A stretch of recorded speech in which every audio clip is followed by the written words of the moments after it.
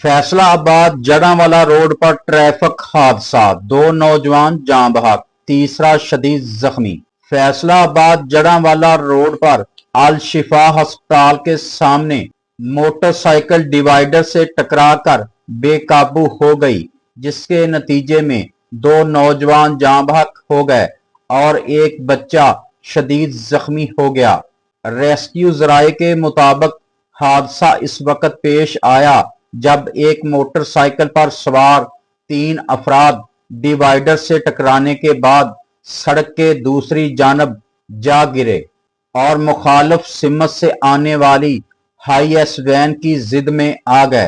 हादसे में 18 साला तैयब वल्द फलक शेर और 25 साला फैजान वल्द गुलाम अली मौका पर ही दम तोड़ गए, जबकि 12 साला इब्राहिम शदीद जख्मी हो गया।